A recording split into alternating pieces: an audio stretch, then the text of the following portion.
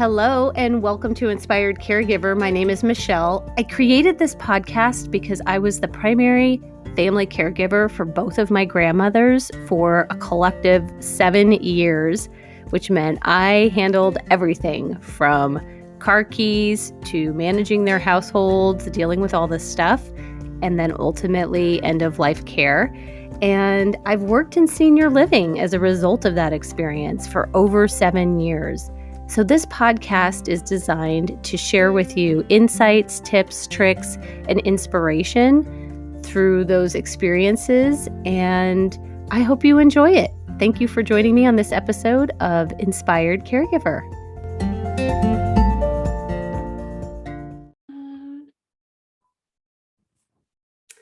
Well, hello, Beth Nodes. How are you today? Good. How are you today? I am lovely. You are with the Ombudsman's office, and this is, having worked in senior living, I'm familiar with the program and the services available, and I just feel like there are so many families that have no idea that this is a service available to them or their loved ones. Yeah, a lot of people do not know we exist until they're in a crisis, and then they hear about us by word of mouth or maybe see our posters. So we're trying to get the word out more. Well, let's scale back to that high level. Just what is an ombudsman? How do you really say it? What is it that you do? I wish they came up with a better name, because ombudsman is such a hard thing to say, but ombudsman is a Swedish word and it means advocate. Okay. So every state has an ombudsman office. It's a federally mandated program that every state needs to have. It's tied to the Older Americans Act funds. So ombudsmen are throughout the state. Every state has one. In Nebraska, we have it broken up through regions. So I am in charge of the eastern part of the state. So I have Dodge, Douglas, Sarpy, Cass, and Washington. Mm-hmm. And essentially what we do is we're resident advocates. We work for any resident who lives in a nursing home or an assisted living, and we advocate for their rights, make sure they're getting the best care possible in the facility that they live in. And we know the regulations and the rules, and we just advocate on their behalf for what the resident wants. Okay. And sometimes it may be advocating on their behalf within the staff, within the facility, with the staff of the facility. And sometimes it's advocating on their behalf with their families. Yeah. So sometimes, and we get calls from all kinds of ways, but a lot of times facilities will call our office if they have a complicated case. And maybe somebody has moved in and they don't understand how Medicaid works. Mm-hmm. And they're needing to apply for Medicaid, or they face a possible discharge. And so we will step in. So a facility can call us and give us a heads up. Family members often call and ask questions. But the bottom line is we work for the resident. So no matter how we get the case, if I go out and visit the resident and they're like, I do not want to meet with you, I do not want your services, we don't do anything further. Everything we talk about with the resident is confidential. And I always meet with the resident by themselves most of the time, unless there's some dementia or they can't communicate. Mm-hmm. And just explain what our role is and what concerns they might have. So a family member could bring a concern our way, but the resident doesn't share that concern. I would say 90% of the time, everyone's on the same page in terms of what the concern is. But if the resident doesn't have the concern, or they may want something different than their family member may want, we go with the resident. So we truly are the resident advocates, and we do everything we can to get their rights to be followed. And even like small things, like we had a resident one time who wanted raw hamburger on crackers. And we may think that's gross and it's a very minor thing, mm-hmm. but we were able to work with a facility to set it up that, once a week the family would bring it in and he could have his raw hamburger on his cracker, and they would disinfect that table. And then the resident got what he wanted. So we can do small cases and big cases. Well, and I think we lose sight of how person-centered care can look, because if you just think about you and me and how from the moment our eyes open to, from the morning to the night, we are making decisions and choices for ourselves all day long. Right. And they may look very, very different. Yeah, yeah. And that's the hard thing. Like we say to residents, especially in nursing homes, this is your home. And, pre-COVID, that was easier to get by. Mhm. Um, but it is their home, and not everybody likes to play bingo, and not everybody is an extrovert. There are residents whose family will call and say, they don't get him out of his room, and he doesn't do any activities, and he just stays in his room and watches TV. And I go and meet with the resident and I talk about, what did you do before you came here? And he was like, this is what I did. This is what I like to do. We don't have a problem. I mean, just because, the expectation is what the resident wants to have happen. I have residents who they go into a facility and they're told they can have 2 baths a week. The regulation is you can have what you want. If you want a bath every day, we're going to figure out how to do that.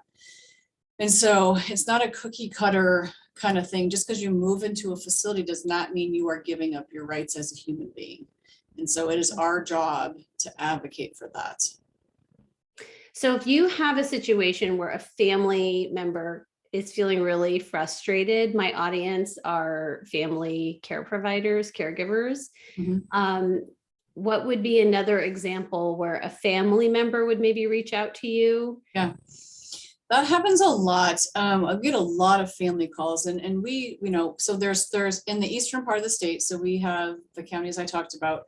We have 73 assisted livings, and every day it feels like another one's opening. And then we have 42 nursing homes, and that's a lot of residents. And then we also have a volunteer. We try to place one of our ombudsman volunteers in every nursing home. So most of our nursing homes have an ombudsman volunteers. Wow.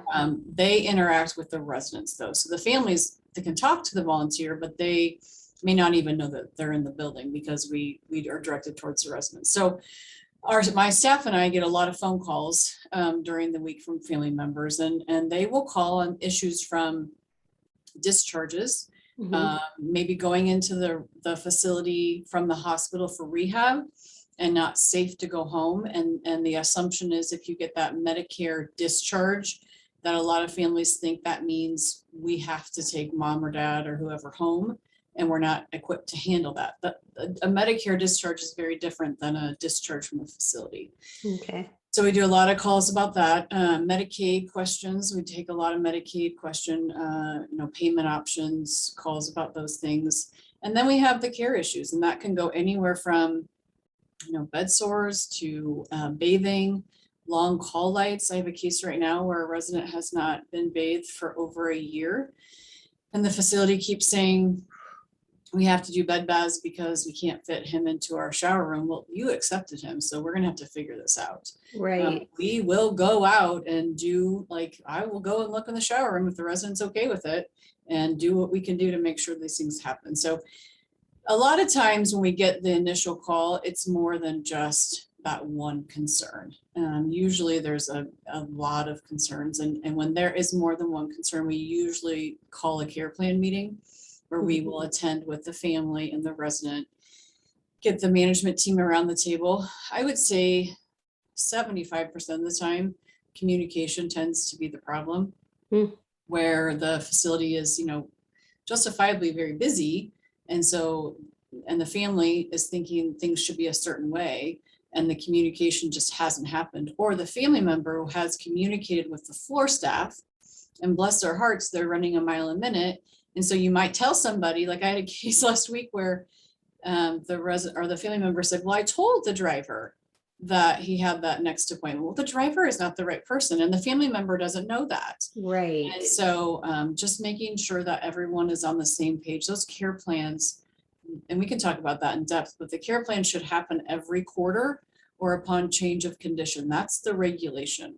Okay. And so who would be at that care plan? Yep, the federal government has made that very clear. It should be the director or someone from nursing, dietary activities should be there. There's someone called an MDS coordinator that basically oversees all the medications and all the care. They're typically in the meeting. Usually when I go out, an administrator tends to come because that means usually when I'm there, that means there's been issues going on. And then there should be a CNA. That the regulation says that the staff person who has a lot of time caring for that individual should be part of the care plan. I'm going to be honest, I have not seen that very often in the past couple of years. So that's essentially who you see in the care plan. But if someone's getting therapy, you should see somebody from the therapy department in that meeting. And really, we talk about everything. So, how are things going here? How many times a week do you want a bath? Do you want a bath or a shower? What time of day do you prefer that? How's the food? Is the food coming hot? I mean, and it's a lot of questions.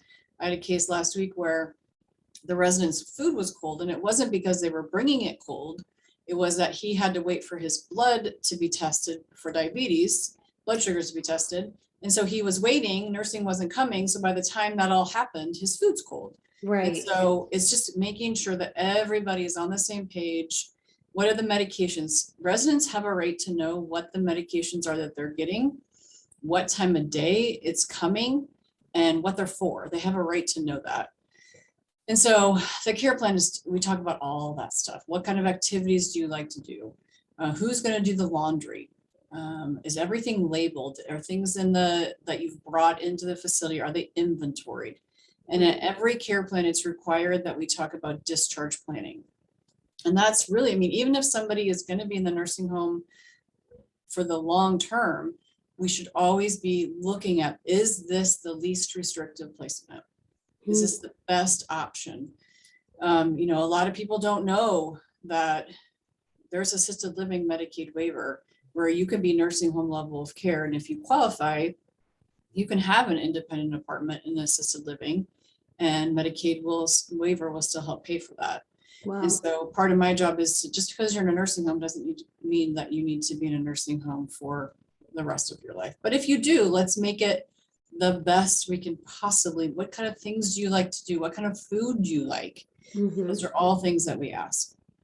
So it sounds like a lot of expectation management, communication with all the right parties. Right. And then once we have that in place, it's execution. So how are we ensuring that these things are happening? And that's partially part of the MDS role, I believe, is to be charting and making sure so that we can, as a family member and resident, have eyes on what's actually happening. Is that correct?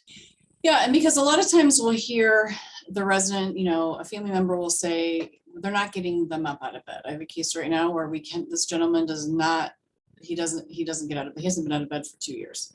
The facility says, well, he refuses. Every time we come in, he refuses. He's got bed sores, and the family members are out of state. And so when they call, he's saying to them, they do not come. They will not get me up. And those are really hard cases to typically figure out what's going on. Right. And it's oftentimes a mixture of both. The staff are really busy and will say, we'll come back, because he's a 2-person Hoyer, we'll come back and get you later. And then they never come around to it. And it is a mixture of, he is in pain and he will say, like, I don't want to get up right now, I'm hurting. Right. And my advocacy is to say, okay, he may say that, but have you offered him a pain pill? And then have you gone back and tried? We need to be getting him up. I mean, he says he'll get up. And so even though that we do that initial care plan, it's the family's responsibility, the resident responsibility, and then also my job to make sure that the facility is following the care plan. The regulation is very clear that once that care plan, it's like the Bible for the resident. Once that plan of care is set up, that is what they need to follow. And that is when I get calls and they say, okay, we said baths are Monday, Wednesday, Friday, and we're now on, Tuesday, and they didn't have any baths last week. That's when, we can step in and say, okay, what happened here? Like, what do we need to do to make this more successful? And usually we do a good job with that. I apologize. What was that? We can get that resolved pretty well. The thing that families need to understand about our office too is that in the Department of Health and Human Services, so we are in the aging department on Health and Human Services. You have Adult Protective Services, and they essentially investigate to see if allegations of abuse or neglect can be substantiated. And then you have the Department of Licensure, and they are who license the nursing homes and assisted livings. Okay. They inspect nursing homes. I think it's 12 to 18 months. Assisted living is not even once every 5 years. So assisted livings do not regularly get licensure in the building. but they will go out on complaint visits. So if I have a case and I have worked it and we are getting nowhere, then I will file a complaint with licensure. I don't like to do that. I'd like to see, like, let's figure this out. Right. Yeah, usually we can be pretty successful with that. So what about fear of retaliation? Is there some fear around that? Like if someone calls you and issues a complaint and now you're investigating and now we've got staff involved and administration involved, what happens then? That is actually such a real fear that people have, that the federal government actually wrote a regulation about retaliation. Wow. So there is an entire regulation, a federal regulation for nursing homes that say if the ombudsman office has stepped in and your treatment is worse because of that, or there's retaliation, that it's an elevated licensure tag. And so I will say, in all the years that I've done this, I have really only had a retaliation reported to us one time. It was a situation where we had pinpointed a male aide who the resident said he was emotionally and not even verbally abusive, but just was not very kind to him. And so I had reported it to the DON, director of nursing. She investigated it, had talked to him, gave him some education. And the resident called me on Monday, and over the weekend, that aide had brought in the pills for him. He was bedbound, and placed the pills bedside, and then took the water from his table and moved it across the room and then left the room. And so, and that was there's no doubt that was retaliation. Right. And so the moment the resident called me, I called the administrator, and that aide was not only fired, but APS opened a case, Adult Protective Services opened a case, and he lost his license. So retaliation is taken very seriously. That is a fear that most families have when they call us. I try really hard to reassure them that calling us is actually a good thing. So bringing the ombudsman into cases actually improves resident care. We have formed good relationships with the administrators and the director of nursing and social work, and we work really well. And so when we bring a case to their attention, it's not like they feel like they're in trouble. They feel like this is a partnership. Okay. And that's the goal. So yeah, retaliation is a real fear that people have, and we just don't see that as much as you would think that we would. And really, once you have people communicating and expectations being explained, oftentimes, that just is the solution. Right. It is. A lot of times we can get things resolved just by opening some communication. They may have said like, oh my gosh, I didn't know you wanted an extra bath. That's not a big deal. Right. Just really like working things through and opening it up with the department heads. There's always cases. We go into this with the assumption that everybody that's doing this job and working in facilities wants the best care. That is just, nobody goes to work thinking, how can I ruin someone's day today? Right. Now, certainly we've come across some, workers that maybe are burned out, or maybe that's not just the right fit. They should be in a different kind of setting. And so we'll work on those cases, but we go in with the assumption that everybody wants the best care. And if we can just open up that communication and explain what the expectations are and get everybody on board, usually it works out pretty well. I'll tell a quick story. I had a case a couple weeks ago where sweetest resident ever, she was so afraid of retaliation, and she actually had her hospice agency call us, and it was so confidential, like, don't tell anyone that, she said I could call you, and I said, well, I'm going to go out and meet with her. And so I went out to meet with this resident, and her complaint was so minor. She had a bed that had stopped deflating. She was on an air mattress, and she was in so much pain. And this has been going on for like 2 weeks. And she was so afraid that if we brought it to the attention of the administrator or even the hospice team, that she would be retaliated against and staff would be mean to her. And so, this was a facility where the administrator wears his heart on the sleeve. And I went to him, I said, you need to be aware. She gave me permission, because we can't do anything without resident permission. And he just went into the room, almost started crying, and was like, let me solve this problem right now. Like, we need to know these things. If, just let us know and we can fix it. So part of it's just the communication. Yeah. But so presumably she's in her cozy bed now. Yeah, she is. I did not leave until she was. And then we always do follow up. So that's the good thing about having that volunteer program we have. is that we have volunteers in nursing homes. They go once a week for 3 hours, and they check on all the residents. So that's how a lot of our follow-up happens, is that we are continually checking in on people. Well, and one of my observations about people as they age and then families as they are caring for people is that their world just gets smaller and smaller with who they're willing to let into that circle of trust. Right. And once we can crack into getting a couple professionals involved, Right. usually things can start moving in the right direction to everybody's benefit. So I can just see how your role in those volunteers, just being willing to open up a little bit to having another neutral party involved professional, can just make a world of difference. Yeah, and that's one of the best things about this job, is that we are a representative from the State Ombudsman office. So we don't work for, you can't hurt my feelings by telling me something about the facility. I just want to see how we can make your life better. And so we are neutral and we are confidential. I also think that with COVID, it's been very complicated because, you know, residents were isolated before, right? So you start your life and you have a house and whatever, and all these people. And then you're like, when you go into a nursing home, you're on Medicaid, you're in a shared room with maybe somebody you don't like very much. And now we've said, oh, you have an exposure to COVID, so we're going to quarantine you in this little tiny room, you know, for 10 or 14 days. And so life has been very, I think that when we get out of this, if we ever get out of it, to look back and to say, like, how are these residents impacted? I don't think we have a clue. Right. Everybody's been impacted by COVID, but to be in that situation. And so what we're finding now, we went back in January of, not last year, the year before. There was a period of time we were locked out, and it was shocking, the decline we saw in people, also the depression and anxiety. So something that we've also done is, you know, do you want a counselor? I mean, people do not know that there are therapists that come into the facility.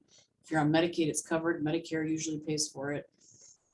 It's confidential. They don't work for the facility, and you can have, you know, therapy just to process. It's hard. It's been really hard for people. Absolutely. And I think that our generation has really picked up the baton and are moving in the direction of how important mental health is. And it's just like our teeth or our eyes, it's our brain. We just have to take care of it through coaching, counseling, therapy, all of those services. This older generation. Right. Oh no, they don't want to. They're not quite there. No. And they just tough it out. Like, we're just going to tough it out. And a lot of times the facility will call us in on, I mean, emotions are elevated right now. Yes. So we have family members who would never behave the way that they have behaved. You know, you have to remember, I don't want to harp on COVID, but there was some very strict visitation restrictions. And I mean, even until last November, when CMS, Centers for Medicare, puts out the memos that give the updates of what facilities should be doing. And CMS put out a new memo in November, which we had been waiting for, which is essentially said, facilities cannot restrict visitation. It's just pretty much very severe circumstances they can still, but we aren't seeing it anymore. That was pretty much our number one complaint for a year and a half. Right. I'm standing at a window, I can't get in. I mean, it was crazy. And so these poor residents weren't seeing anybody, and now they're able to have visitation, which has made life better for them.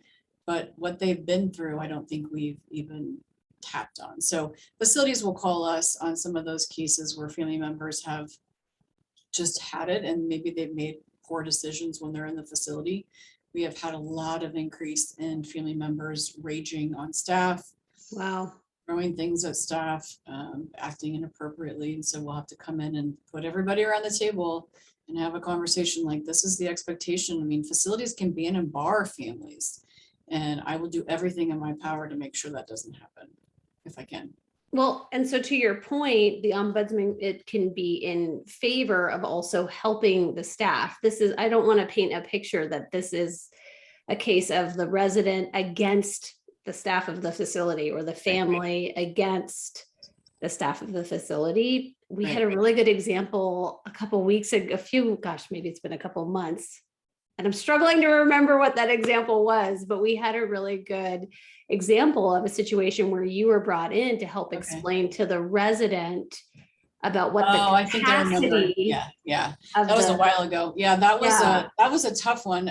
And so, facilities will call us. That's a great example. So, this happened. That isn't an unusual case that we get brought into. So this resident had been in the facility. She came for, rehab without divulging too much information. And she was in long-term care, didn't have the funds because it's expensive to be in long-term care. And people do not understand, Medicaid's so complicated. Right. But the basis of it was she needed Medicaid and she needed to stay in a long-term care setting, but she needed Medicaid. And the family just didn't know how to proceed. And much of that came from the fear of what does this mean? Like, what do is she going to get Medicaid? Is someone going to get in trouble for past, things? And really we were just able to sit down and be like, this is how it works. Like, it's so, once you can make it an unfrightening thing, I think that the more, if anyone is listening to this and you take a piece of advice or you remember something, is that education will get rid of some of that fear. And so whether you're educated about what a care plan is or what their level of care is or what Medicaid means, getting that education and having that knowledge takes away the unknown and the fear. And I think that families sometimes, it's so hard. Aging services and long-term care is so overwhelming. Whether you have somebody who ended up in the hospital and is going to rehab, and then they say, yeah, they need long-term care. Well, what does that mean? And, the expectations, making sure that people have reasonable expectations. Just because you're in a nursing home, it is different than the hospital. You do not have somebody with you 24/7. It just doesn't happen. Right. And so having families to have reasonable expectations about, and knowing your options.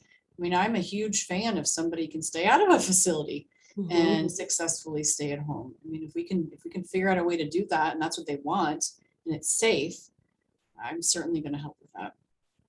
So that would be a case of where they're in a facility currently and you're brought in to figure out a certain situation, and ultimately it is determined that that person is able to go home as an option. Yeah, so I had a case, it was kind of a funny one. Everyone was all up in arms, like, this lady is not going to apply for Medicaid and she needs long-term care, and we can't get her to apply, and the son's about to lose his mind. So we went out, and it's just a cut and dry thing. I mean, like, what do you want to do? Okay, like you'll see my note behind me. It says it is what it is. Like, I can't, like, physically, where you are physically is what it is. None of us can change that. And so we have to make the best decisions with what we have in front of us with the information we have. So you are on a Hoyer lift and you're a 2-person assist, you're going to need nursing home level of care. If there's a way we can get you home and you have enough caregiving support, we can get you Medicaid waiver, but you have to have family or friend caregiving support. Right. We'll try to figure that out. But if you are not a Hoyer lift and you can do some transfers on your own and you want to go to an independent apartment, let's see what we can do. Let's see if we can figure it out. And so with that case, it was just like, we got to get you Medicaid first. Let's get Medicaid going so you have a payer source here. And then the next step, I mean, it really is just methodically setting it out. Like, let's not take this huge picture and say, for the rest of your life, this is where you are. Let's just do the first thing we know we need to do and make it the goal. If your goal is to get independent again, let's figure out if we can get that way, but we got to do this first. So sometimes it's calming it down. Are you able to actually help them with that paperwork, or are you pointing them in the right direction? Thank God I'm not. That's hard, right? I'll just tell you, I mean, I had to do it for my in-laws. We went through this during COVID, and it's a complicated process. You are married, and let's say one person's in the nursing home and one's not. It used to be you had to get a divorce if somebody needed Medicaid. Like, there's a program called spousal impoverishment. You can keep quite a bit of money as the residential spouse that's not in the nursing home, and people don't know that. I can give basic information like, okay, you have this much money, prepay a funeral, do this and do that, and then put the application in. So I will give basic information. I'll tell them where to go. The best thing is that VAS, Volunteers Assisting Seniors, they will actually help do the Medicaid application. Okay. So that's the best resource I have for Medicaid. If somebody is in a nursing home, the regulation says that somebody in the nursing home staff-wise needs to help them. And I have had numerous cases where the facility says, that's not our job, we're not going to do that. It actually is. Now, they can't get the banking records and the information, but the family member should be able to get the information, bring it to the facility. They should have a point of contact at Medicaid where they can fax the information, and it moves much quicker when you do it that way. Okay. Sometimes I've seen like the billing person is the one in charge of it. Sometimes it's a social worker, but somebody in the facility should be helping the resident and their family through that process because it is complicated. Yes, for sure. Yeah. So I feel like we've covered so much territory. Yeah. The bottom line is you are the advocate for the resident. Right. And that resident lives in or is in a facility. Yeah. So if you're in a nursing home, you are covered under federal regulations. So there are very good resident right driven federal regulations for nursing homes. There are state regulations for nursing homes, but the federal ones, to be honest, in our state are a little bit better. And so all nursing homes, and so even if you go to a rehab facility, that is a licensed nursing home. So even like Josie Harper Hospice House falls under our license as a nursing home. So let's say you go to Old Mill Rehab, just to pick out one. They say they only do rehab, but they are a licensed nursing home. So they fall under the same regulations as a nursing home does. Okay. And then you have assisted livings, and those are only state regulations. I will, without saying too much, I will say that those regulations have not really been updated since I think 2008. So they're about as good. I think there's been a little bit of things, I mean, that they've updated here and there, but they're not as strong as the regulations for nursing homes. With the thought that if you're in an assisted living, you do more for yourself. You're more independent. Right. You kind of say when you need, you're a 2-person transfer, you can't independently transfer to the bathroom, that you might need a nursing home. And maybe it would be helpful to talk about the difference. So a lot of people get really confused with the levels of care. So you have like your independent apartments, even if it's a senior housing. I get calls a lot from senior apartments that may appear to be assisted livings, but they're not. They're just basically senior apartments. We have no authority over them. DHS licensing has no authority over them. They're independent. They can do what they want. When you have assisted living and nursing homes, they're very well regulated. Now, a lot of our assisted livings have memory care units. In fact, I've seen that out of my 42 nursing homes, about only 5 of them have locked memory care units. Most of our memory care units are in assisted living. And that becomes really problematic when you have a resident who is fairly mobile, doesn't need a lot of help transferring, but they need the locked memory care unit and they need Medicaid. That's when it really becomes complicated because a lot of those assisted livings that may even take Medicaid waiver don't have very many openings in their memory care units, or don't even allow Medicaid waiver for memory care because it costs the reimbursement rate for Medicaid is more than they're going to get. Does that make sense? Right. Yeah. And there's, like you were saying, there's just, if that's like, I don't know, the perfect storm of a situation where families can really, really struggle if someone's in the hospital and they need that assisted living level of care, but they need a memory care and they're going to be on Medicaid. Yeah. That's a big challenge to find that help. So we get a lot of calls that way, just as consultations where we're not going out for meetings and I'm not going to the facility, but a family member maybe has somebody in the hospital or they're in the home and they're starting to plan and they may just need someone to ask them information from. So we can give basic information like that. That is the perfect storm of complication. If I can keep somebody into an assisted living where it's less restrictive, we're going to do that. But when you are a huge wander risk, and there's not a Medicaid opening for waiver and assisted living, then sometimes you end up in the nursing home. Yeah. Or back at home, putting so much extra strain on that care provider. Right. Yeah.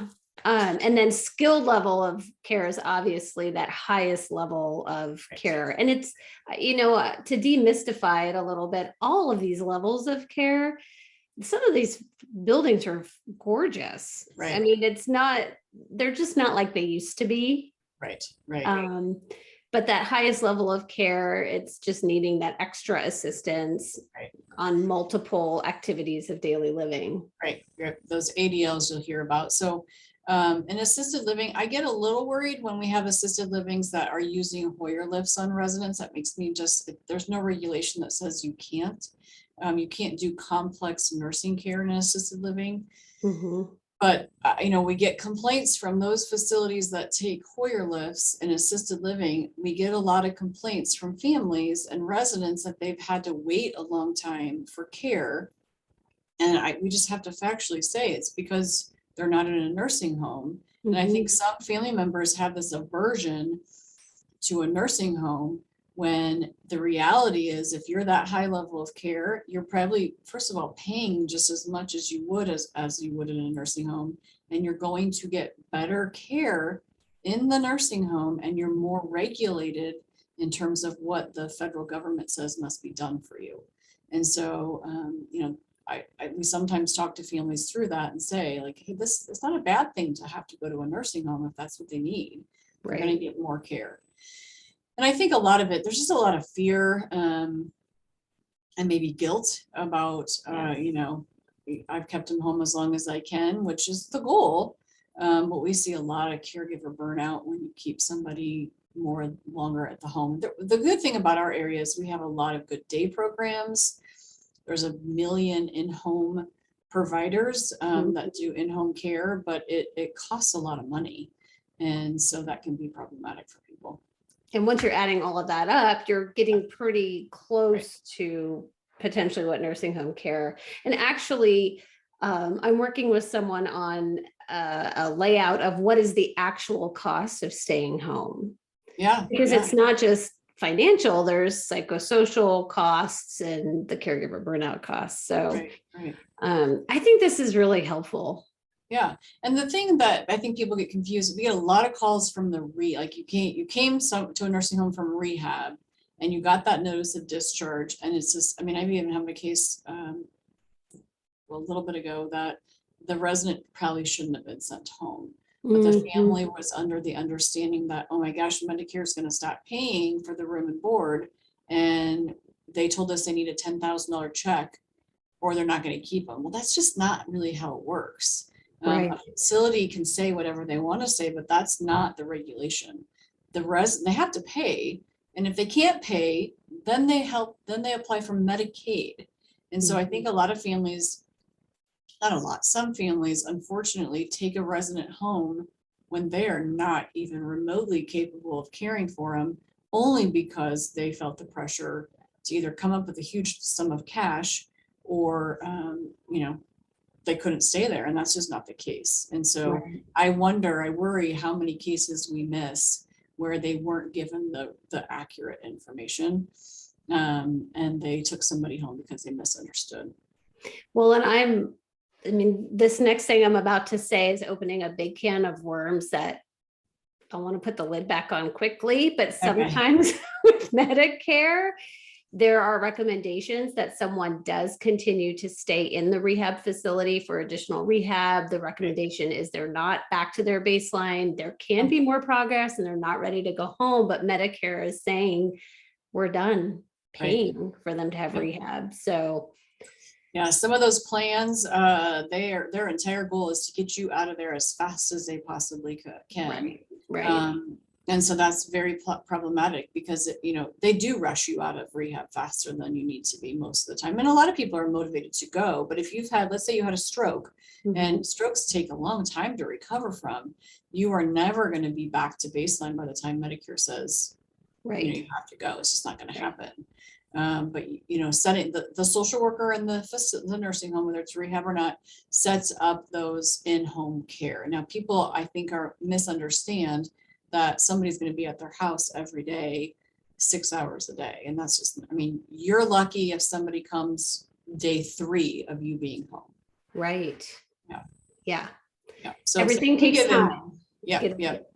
get So those our things. volunteers, when we go in, we give, we always go to the rehab floor and we give basic information about their rights. And, just because you get a notice of discharge from Medicare does not mean that it's a panic situation.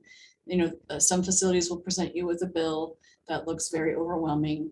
And maybe don't mention you can apply for Medicaid and you don't have to pay us $10,000 up front. So it's our job just to make sure they understand all their rights. And on the flip side of that, there are residents that say, get me the heck out of here. I am going home. I'm moving back to my apartment. I have no support. You are not telling me to stay here. And the facility will call me in a panic, like, oh my gosh, we have this person who's leaving and it's going to be AMA against medical advice. What are we supposed to do?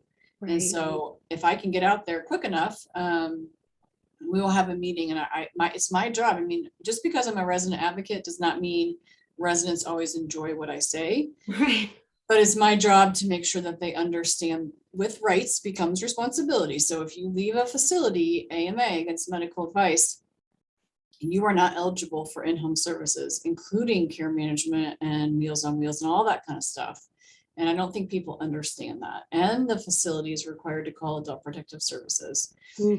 And depending on the risk level, you could have a knock on your door coming to make sure that you're living in a safe place. But if you are a adult that doesn't have a guardian, you have the right to make bad choices. And that, unfortunately, in my job, a lot of family members get upset with me about that because they want something different than what the resident wants.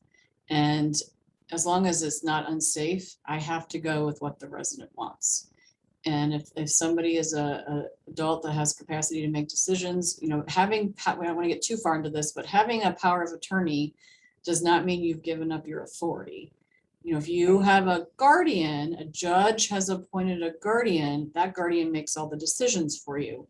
But if you have a power of attorney, that does not mean that power of attorney has the ability to withdraw all your money from the bank or say, you're diabetic, but you can't have pancakes. I mean, so a lot of my job is also educating family members that as a power of attorney, you don't get to say and make the resident do everything you want. Right. Yeah. That's I don't know when you sleep. Well, I got a good team. We've got a great team. We actually have, we had 45 volunteers before COVID, and now we're down to like 32. We do trainings twice a year. So I'm just going to punch this out there. We have a training next week that we always squeeze people in because we only do it twice a year, but it's a fantastic training. And if you're a certified ombudsman, even as a volunteer, you have as much authority as our state ombudsman in Lincoln does. So that's the best part about this program is there's no way I could represent 8,000 residents. There's just no way. And there's such value to have a volunteer ombudsman in each nursing home. And again, right now we have 13 nursing homes that don't have anybody. And so my staff and I go out to those places. But there's definitely the need. And part of our job is to make sure people know that you have an advocate, that the state gives you an advocate. It's part of our program. And we want to do everything we can to make sure nobody wants to be in a nursing home. I mean, very few people actually want to be in a nursing home. Right. So if you're there, what can we do to make this the best quality of life that you can possibly have? And I've gone to cases where the resident, when I first started this job, I go to care plans and the resident wasn't there. And I said, where's the resident? No, they didn't want to come. No, this is a meeting about that. Yeah. So I would go down to the room and get them out of bed. Say, I'm not doing this meeting without you. We'll come to your room if you want us to do it in your room. But we're talking about your life every day. So let's see what we can do and be involved in that. I remember, this is off topic, but I had a case where, it was a young gal, a long time ago. And, they said she just has no cognitive ability. She had some disease that came on very quickly, had kids, very young. And we brought her to the meeting and they weren't getting her out of bed very often. So she was in the children's space and, had the feeding tube, everything was there with her. Wow. and her husband was there, and we were talking about it. The doctor had come to the meeting. We were kind of making a plan of care. And all of a sudden she spoke a different language. All of a sudden she kind of reached out and nudged her husband, and we could see tears. She was crying. And then she was able to, they thought she couldn't communicate because she spoke a different language. They just didn't ever understand her. So even though she was physically barely could move, she communicated to him what we were talking about. And it was almost like she was just in this bed and, being turned and had a feeding tube, so they weren't feeding her. And she wasn't having any stimulation, and the care. And then to make her, I'll never forget that. And that is the reason why, unless somebody is so bad that coming to the meeting is going to just set them off, like emotionally because of dementia, or it's just gonna be too much, I will always meet with them before and after. But I would say 98% of the time, the residents there, and that is the case. I always remember, like, I even thought, gosh, how is she going to even, contribute to this, because she looks so bad, but she had things to say. So we try to never forget that. That story just sparked a question that I think I want to end every conversation with moving forward. Which is, what is your why? Yeah. Like, what is bringing you back? I mean, hearing that story about that woman could be very emotionally triggering. Right. Yeah. Because it's sort of our worst fear, right? Worst case scenario of someone who can't advocate for themselves. But what is your why that keeps you going? Well, I'm kind of feisty, and I like a challenge. This job is not boring. My degree's in social work. I've done social work for 100 years, it feels like. My why is because I've always been for the underdog. And I feel like residents, as a society, as people age, and we don't just, I deal with people of all ages, all different types of ages, but as people age, the society views them as having less worth. And that's hard for me. And it's, a challenge for us to make sure that residents' worth is still there. And that just because you are in a facility for whatever physical impairment you may have or mental impairment does not mean that your voice is not valuable, and that your ability to communicate what you want doesn't exist. And so that's why I do it. Yeah. That's beautiful. Yeah. Any last thoughts of something people should know? Oh, we're a phone call away. A lot of people say, oh my gosh, I've been thinking about calling you guys, and it's been a couple of months, and I hate that. Just call us. It's not a threatening phone call. I don't call the facility and say, hey, I got a phone call from this family member. That does not happen. Everything that I talk about is confidential. And so if family members have concerns, or they just want to talk something through, we are a very easy phone call to make. That's great. Yeah. Well, thank you. As my phone is ringing off the hook. Well, we will let you get back to it. All right. Good seeing awesome. you. Yeah. Thanks so much. Yeah. Take care. Thanks. You too. Bye.